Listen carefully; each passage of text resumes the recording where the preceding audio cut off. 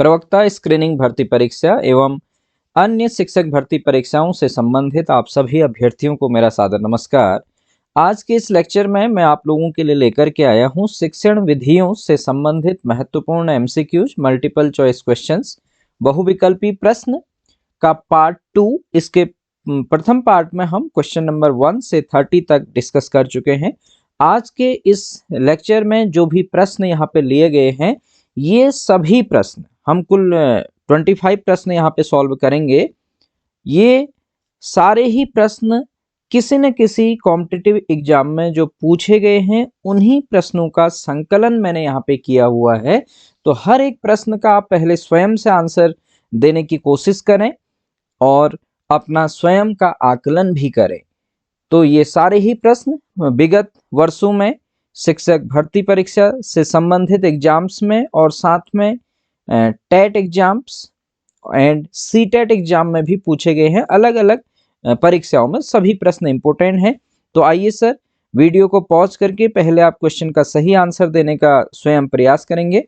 तो आज का पहला प्रश्न है, कंप्यूटर आधारित शिक्षण मॉडल को किसके द्वारा प्रस्तुत किया गया, जिसको हम CAI भी बोलते हैं। तो Robert Gagne, option B Gilbert, option C Stolurow और डेविस और ऑप्शन डी मकनर। तो साहब प्रश्न का जो सही आंसर है यह है ऑप्शन नंबर सी स्टोलरो और डेविस, क्योंकि डेनियल डेविस और स्टोलरो का CAI कंप्यूटर आधारित इंस्ट्रक्शन में बहुत ज्यादा योगदान रहा है। प्रश्न संख्या 32, निम्न में से कौन सी कक्षा शिक्षण में जनतांत्रिक शिक्षण नीति नहीं है। तो आपसे पूछ रहा है कौन सी कक्षा शिक्षण में जनतांत्रिक शिक्षण नीति नहीं है, पूछ रहा है। तो पहला है व्याख्यान, दूसरा है ऑप्शन बी योजना, ऑप्शन सी अन्वेषण और ऑप्शन डी मस्तिष्क उद्दोलन। तो साहब प्रश्न का सही आंसर क्या हो जाएगा, जनतांत्रिक शिक्षण नीति नहीं है ना, ठीक है, यानी कि डेमोक्रेटिक जो आपकी टीचिंग प्रोसेस है, ठीक है, या स्ट्रेटजी है, वो नहीं है। तो देखिए व्याख्यान है, योजना है, अन्वेषण है या मस्तिष्क उद्दोलन है। तो प्रश्न का सही आंसर क्या हो जाएगा, ये हो जाएगा ऑप्शन नंबर ए व्याख्यान, ठीक है, लेक्चर मेथड। क्योंकि लेक्चर मेथड में टीचर ही क्या होता है, वहां पर सर्वे सर्वा होता है, ठीक है। क्योंकि योजना जो होगा इसमें छात्रों, शिक्षक के साथ साथ छात्रों की भी वहां पे क्या होगी, भागीदारी होगी, ठीक है। अन्वेषण, जैसे कोई खोज करना है तो टीचर और छात्र सभी वहां पे होंगे।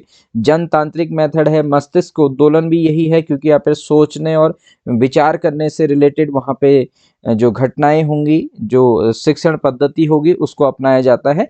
तो व्याख्यान क्या है, ये ऑटोक्रेटिक है, ये डेमोक्रेटिक नहीं है, ठीक है। विगत वर्षों में पूछा गया प्रश्न है साहब। Next, now question number 33। तो देखिएगा, निम्न में से कौन सा शिक्षण का स्तर नहीं है, पूछा है फिर से यहाँ पर। तो बोध, चिंतन, स्मृति या वर्णन। तो बहुत आसान सा प्रश्न है, बोध भी शिक्षण का स्तर है, चिंतन भी है, स्मृति भी है। जो ऑप्शन नंबर डी है वर्णन, यह शिक्षण का स्तर नहीं है। तो प्रश्न का सही आंसर है साहब option number D. Now question number 34, शिक्षण विधि का चयन करते समय निम्न में से किसको ध्यान में रखने की आवश्यकता नहीं है। यानी कि जब कक्षा में शिक्षक अपनी टीचिंग मेथड का चयन करे तो किस पॉइंट को उनको अपने ध्यान में रखने की आवश्यकता नहीं है निम्न में से। पहला है साहब व्यक्तिगत भेद। व्यक्तिगत भेद का कहने का मतलब यहाँ पर है इंडिविजुअल डिफरेंसेस, व्यक्तिगत विभिन्नताएं।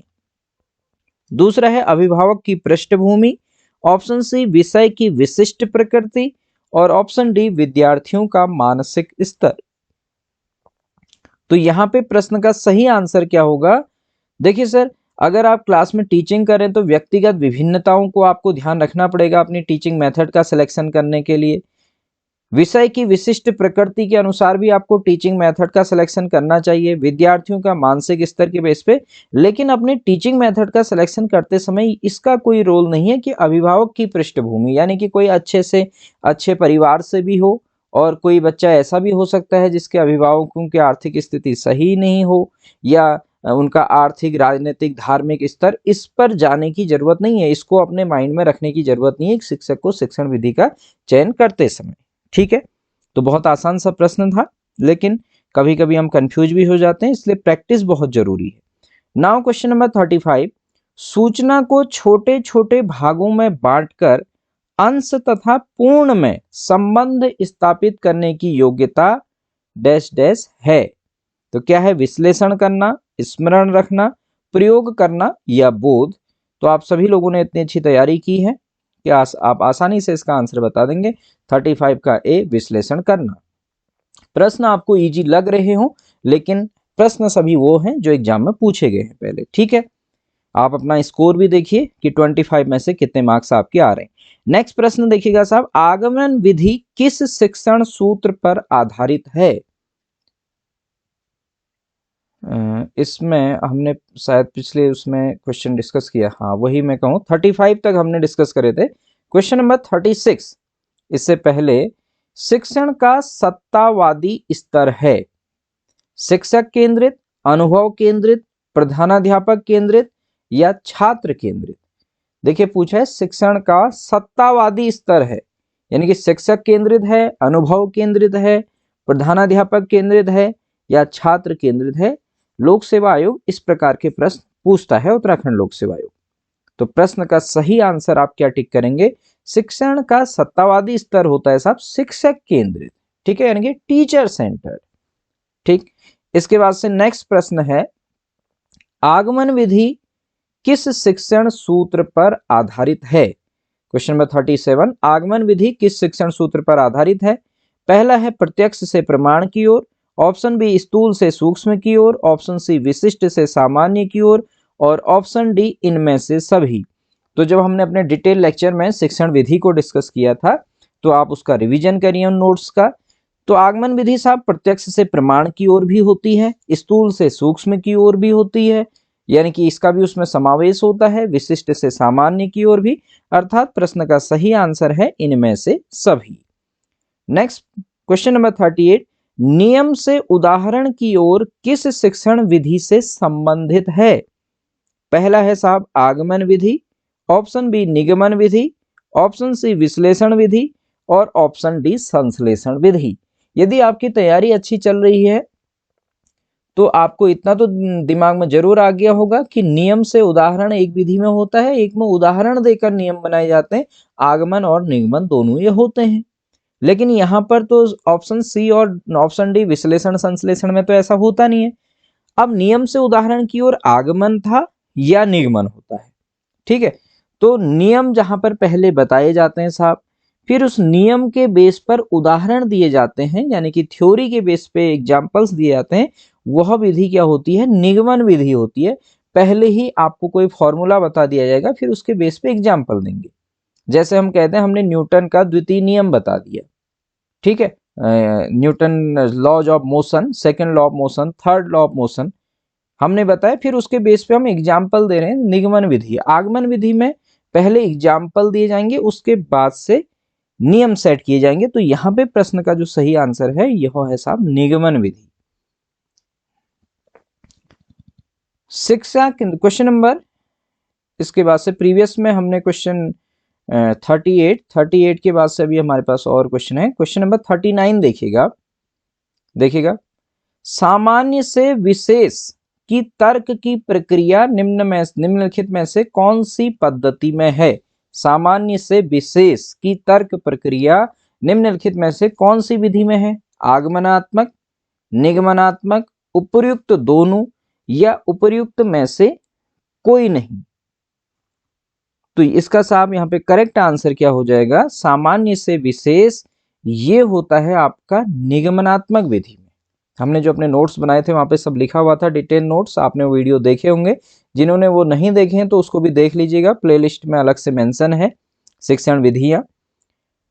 नाउ क्वेश्चन नंबर 40 आपके पास यहाँ पे स्क्रीन पे है साहब, आप इसका आंसर देने का प्रयास करें स्वयं से। क्वेश्चन नंबर 40 देखिएगा, वैज्ञानिक विधि पर आधारित विधि नहीं है, पूछ रहा है आपसे कहा जा रहा है वैज्ञानिक विधि पर आधारित विधि नहीं है।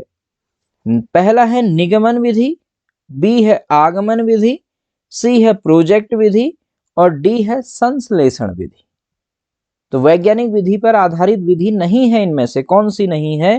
तो बहुत इंपॉर्टेंट प्रश्न है। यदि आप ऐसे प्रश्नों का अच्छे से रिवीजन ना करें, अपने जो नोट्स बनाए आपने या बुक से, तो आप वहां पे कंफ्यूज हो सकते हैं। तो देखिए साहब, आगमन विधि जो है वैज्ञानिक विधि पर आधारित होती है, प्रोजेक्ट भी होती है, संश्लेषण भी होती है। जो आपकी निगमन विधि होती है यह वैज्ञानिक विधि पर आधारित विधि नहीं होती है। ठीक है, तो ऑप्शन 40 का क्या है? ए है। ये सारे ही विगत वर्षों में पूछे गए प्रश्न ही हैं। नाउ क्वेश्चन नंबर 41, निम्नांकित में कौन सी शिक्षण व्यूह रचना लोकतांत्रिक नहीं है? तो फिर से आपसे उसी प्रकार का प्रश्न पूछा गया है कि डेमोक्रेटिक कौन सा नहीं है। ठीक है, यानी कि जिसमें शिक्षक के साथ छात्रों की भागीदारी या सभी की भागीदारी नहीं हो ऐसे समझें। पहला ऑप्शन है ए प्रदर्शन, ऑप्शन बी परियोजना, ऑप्शन सी समस्या समाधान, ऑप्शन डी खोज। तो देखिएगा साहब, लोकतांत्रिक कौन सी नहीं है? तो प्रश्न का सही उत्तर है प्रदर्शन विधि। क्योंकि जब हम कहीं पर किसी चीज को डेमोस्ट्रेट कर रहे होते हैं, हम प्रदर्शन विधि द्वारा पढ़ा रहे होते हैं, तो वहां पर भी शिक्षक ही क्या होते हैं? मेन होते हैं। वही वहां पर सर्वे सर्वा होते हैं, क्योंकि वो उसके बेस पे एक्सप्लेनेशन दे रहे होते हैं और छात्र सुन रहे होते हैं ध्यान से। छात्रों की अधिक प्रक्रिया भागीदारी प्रदर्शन विधि में नहीं होती कि छात्र भी अपनी एक्टिविटी कर रहे हो। ठीक है, छात्र देख रहे होते हैं और टीचर समझा रहे होते हैं। इसी के और बाकी ऑप्शन से आप देखिए कंपेयर करिए। परियोजना यानी कि प्रोजेक्ट मेथड में छात्र भी इन्वॉल्व रहते हैं।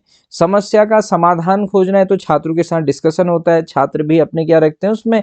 अपने थॉट्स को रखते हैं, विचार को। खोज विधि में भी छात्र क्या रहते हैं? आगे रहते हैं। प्रदर्शन विधि क्या है? लोकतांत्रिक विधि नहीं है। नाउ क्वेश्चन नंबर 42, शिक्षा की किंडरगार्टन पद्धति का प्रतिपादन किया। तो यह 2021 के लेक्चरर स्क्रीनिंग एग्जाम में भी यह प्रश्न पूछा गया था, दूसरे एग्जाम में भी यह प्रश्न पूछा गया है। ठीक है, जहां से हमने लिया है, बस 2021 में थोड़ा सा ऑप्शन अलग अलग थे। तो देखिएगा, किंडरगार्टन पद्धति का प्रतिपादन किसने किया? Option A Spencer, option B Froebel, option C Montessori, option D TP Nunn. तो यहां पर जो इसका करेक्ट आंसर हो जाएगा ऑप्शन के अकॉर्डिंग, देखिए ये हो जाएगा फ्रोबेल। ठीक है, नाउ क्वेश्चन नंबर 43, फ्रोबेल ने निम्नलिखित में से किस खेल पर प्रमुख बल दिया? ठीक है, तो फ्रोबेल ने निम्नलिखित में से किस खेल पर सबसे प्रमुख बल दिया? तो पहला ऑप्शन है गेंद का खेल, ऑप्शन बी है ब्लॉक का खेल, ऑप्शन सी है आकृतियों का खेल और ऑप्शन डी है उपर्युक्त सभी। तो साहब, इस प्रश्न का सही आंसर है ऑप्शन नंबर ए, गेंद का खेल। इस प्रश्न का जो सही आंसर हो जाएगा यहां पर, ये हमने बताया आपको कि इसका सही आंसर है साहब ऑप्शन नंबर ए, इसका करेक्ट आंसर है, यह है गेंद का खेल। इसके बाद से नेक्स्ट क्वेश्चन है क्वेश्चन नंबर 44, निम्नलिखित में से कौन सी क्रिया आधारित शिक्षण विधि नहीं है? आपसे पूछा जा रहा है कौन सी क्रिया आधारित शिक्षण विधि नहीं है, यानी कि जहां पे अधिक क्रिया नहीं हो रही है। पहला है प्रदर्शन विधि, ऑप्शन बी है अवलोकन विधि, ऑप्शन सी ह्यूरिस्टिक विधि जिसको हम अन्वेषण विधि भी कहते हैं, और ऑप्शन डी है साहब व्याख्यान विधि। तो प्रश्न का सही आंसर क्या हो जाएगा? क्रिया जिस पर अधिक नहीं है वह है व्याख्यान विधि। नाउ क्वेश्चन नंबर 45, सीखने की प्रोजेक्ट विधि किस अवस्था के लिए उपयोगी है? यानी कि प्रोजेक्ट मेथड किस अवस्था के लिए सर्वाधिक उपयोगी है? तो पहला है बाल्यावस्था, ऑप्शन बी पूर्व बाल्यावस्था, ऑप्शन सी किशोरावस्था और ऑप्शन डी उपर्युक्त सभी। तो प्रश्न का सही आंसर है साहब ऑप्शन डी उपर्युक्त सभी। यानी कि प्रोजेक्ट मेथड जो होता है पूर्व बाल्यावस्था, बाल्यावस्था, किशोरावस्था में सभी में दिए जाते हैं। हालांकि प्रोजेक्ट का स्तर जो होता है वह डिफरेंट अलग अलग होता है, नहीं जिसको हम प्रोजेक्ट का लेवल, पूर्व बाल्यावस्था में उसका लेवल अलग होगा, बाल्यावस्था में अलग, किशोरावस्था में अलग, लेकिन सभी के लिए उपयोगी है। नाउ क्वेश्चन नंबर 46, प्रोजेक्ट शिक्षण विधि किससे संबंधित है? देखिए यहां पर आपसे पूछा है कि जो प्रोजेक्ट मेथड है वह किससे संबंधित है, कह रखा है। पहला है फ्रोबेल, ऑप्शन बी है जॉन डीवी, ऑप्शन सी है आर्मस्ट्रॉन्ग और ऑप्शन डी है मैकडूगल। तो आपने देखा होगा वैसे जो प्रोजेक्ट मेथड है, परियोजना विधि है, उसके जो जनक माने जाते हैं, ठीक है, तो उसके जनक माने जाते हैं आपके विलियम किलपैट्रिक, प्रोजेक्ट विधि के जनक, परियोजना विधि के। लेकिन ऑप्शन में कहीं पर भी विलियम किलपैट्रिक है ही नहीं, तो अब आप किसको टिक करेंगे? वैसे भी यहाँ पे ये नहीं कहा है कि प्रोजेक्ट विधि के जनक कौन है, इसके खोजकर्ता कौन है, आविष्कारक नहीं पूछा है, प्रोजेक्ट शिक्षण विधि किससे संबंधित है, ऐसे ही यह प्रश्न पूछे गया है पहले। तो फ्रोबेल, जॉन डीवी, आर्मस्ट्रॉन्ग या मैकडूगल, तो प्रोजेक्ट या परियोजना मेथड, जिसको हम बाद में प्रयोजनवाद भी कहते थे, आप प्रयोजनवाद से देखिए, तो जॉन डीवी प्रोजेक्ट शिक्षण विधि, यहां पर प्रश्न के अकॉर्डिंग या ऑप्शन के अकॉर्डिंग प्रश्न का सही उत्तर हो जाएगा John Dewey. Now question number 47, शिक्षण की ह्यूरिस्टिक अन्वेषण विधि के जन्मदाता कौन है? तो ह्यूरिस्टिक मेथड के पहला है जॉन डीवी, ऑप्शन बी है किलपैट्रिक, ऑप्शन सी है हेलेन पार्कहर्स्ट और ऑप्शन डी है यहां पर आर्मस्ट्रॉन्ग। तो यहां पे साहब प्रश्न का सही उत्तर क्या हो जाएगा? अन्वेषण विधि या ह्यूरिस्टिक मेथड के जो जनक हैं वो हैं ऑप्शन डी, प्रोफेसर आर्मस्ट्रॉन्ग। इसके बाद से क्वेश्चन नंबर 48, विशिष्ट उदाहरणों का प्रस्तुतिकरण, निरीक्षण, सामान्यीकरण तथा सत्यापन किस विधि से संबंधित है? देखिए आपसे पूछा है विशिष्ट उदाहरणों का प्रस्तुतिकरण, निरीक्षण, सामान्यीकरण तथा सत्यापन, यह किस विधि के अंतर्गत आते हैं, या किस विधि की ये सोपान है, ऐसे पूछ लिया जाए, या किस विधि की से ये संबंधित हैं। तो पहला है साहब आगमन विधि, ऑप्शन बी है निगमन विधि, ऑप्शन सी है विश्लेषण विधि और ऑप्शन डी है संश्लेषण विधि। देखिए पहले विशिष्ट उदाहरणों का प्रस्तुतिकरण किया जा रहा है, फिर उनका निरीक्षण किया जा रहा है, उसके बाद उनका सामान्यीकरण, जनरलाइजेशन किया जा रहा है और फिर सत्यापन, फिर प्रूफ किया जा रहा है। ठीक है, तो देखिए यहां पर क्या हो जाएगा, आपके पास उदाहरण दिए जा रहे हैं, फिर नियम की ओर जा रहा है।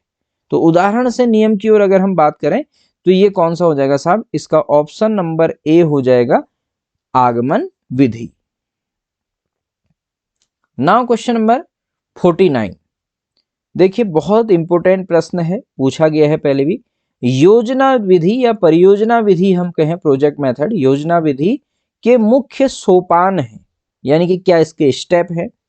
पहला है साहब आंकड़ों का संकलन, फिर समस्या की पहचान, उसके बाद निष्कर्ष, फिर समाधान। ऑप्शन बी है, यानी ये क्रम दिया हुआ है, समस्या की पहचान करेंगे पहले, फिर निष्कर्ष करेंगे, फिर आंकड़ों का संकलन, समाधान। ऑप्शन सी आंकड़ों का संकलन, निष्कर्ष, समस्या की पहचान, समाधान। ऑप्शन डी समस्या की पहचान, फिर उसके बाद आंकड़ों का संकलन, निष्कर्ष, समाधान। प्रश्न को पढ़िए ध्यान से और सही उत्तर को टिक करने का प्रयास करिए। तो देखिए मुख्य सोपान क्या होगा इस प्रश्न का, यहां पर सही उत्तर है ऑप्शन नंबर डी, सर्वप्रथम समस्या की पहचान की जाएगी, उसके बाद आंकड़े का संकलन किया जाएगा, यानी कि डेटा कलेक्ट किया जाएगा, तब निष्कर्ष पे पहुंचेंगे, उसके बाद क्या होगा, उसका समाधान होगा। ठीक है, क्वेश्चन नंबर 50, सूक्ष्म शिक्षण चक्र का प्रथम पद होता है। तो सूक्ष्म शिक्षण यानी कि माइक्रो टीचिंग में फर्स्ट स्टेप क्या होता है? ऑप्शन ए शिक्षण, ऑप्शन बी प्रस्तावना, ऑप्शन सी योजना बनाना, ऑप्शन डी प्रतिपुष्टि। तो शिक्षण होगा सर्वप्रथम, प्रस्तावना होगा, योजना बनाना होगा या प्रतिपुष्टि होगा। तो साहब प्रश्न का सही उत्तर है ऑप्शन नंबर सी, योजना बनाना, क्योंकि सूक्ष्म शिक्षण में सर्वप्रथम सूक्ष्म शिक्षण योजना बनाई जाती है। इसके बाद से क्वेश्चन नंबर 51, पंचपदी पाठ योजना के प्रवर्तक थे, यानी कि जो पंचपदी प्रणाली थी, ठीक है, तो इसके प्रवर्तक कौन थे? ऑप्शन ए पियाजे, option B Bandura, option C BS Bloom, option D Herbert. तो बहुत आसान सा प्रश्न है, हर्बर्ट की पंचपदी प्रणाली हमने पढ़ी है, तो इसका सही आंसर है option number D. Question number 52, शिक्षण की अंतःक्रिया अवस्था में मुख्य संक्रिया होती है। देखिए शिक्षण की हमने वहां पे फेजेज ऑफ टीचिंग हमने पढ़ा है, जैसे एक प्री एक्टिव फेज होता है, ठीक है, पूर्व संक्रियात्मक अवस्था, एक होता है इंटरेक्टिव फेज जिसको हम अंतःक्रिया अवस्था कहते हैं, एक होता है पोस्ट एक्टिव फेज, ठीक है, यानी कि बाद की अवस्था। तो शिक्षण की अंतःक्रिया अवस्था में मुख्य संक्रिया क्या होती है, यानी कि अंतःक्रिया जिस समय आपका इंटरेक्टिव फेज होता है। तो पहला देखिए निदान की, ऑप्शन ए निदान की डायग्नोसिस, ऑप्शन बी प्रत्यक्षीकरण की, ऑप्शन सी क्रिया और प्रतिक्रिया की, और ऑप्शन डी उपर्युक्त सभी। तो आपसे पूछा जा रहा है कि इंटरेक्टिव फेज में इसमें से क्या चीज होती है एक टीचिंग के दौरान। तो सब आप प्रश्न का कौन सा यहाँ पे ऑप्शन टिक करेंगे। तो प्रश्न का सही उत्तर है क्रिया और प्रतिक्रिया की। ये भी हमने अपने डिटेल नोट्स में ये सब बनाए हुए हैं, और यहाँ पे आपको एमसीक्यू की हेल्प से यह एक हेल्प हो रही है कि किस तरीके से प्रश्न पूछा जाता है, इसलिए नोट्स का रिवीजन बहुत अच्छे से करना बहुत जरूरी है साहब। क्वेश्चन 53, प्रोजेक्ट विधि से संबंधित कौन सा कथन सही है। देखिए आपसे पूछा जा रहा है कि प्रोजेक्ट विधि से संबंधित कौन सा कथन यहाँ पर सही है।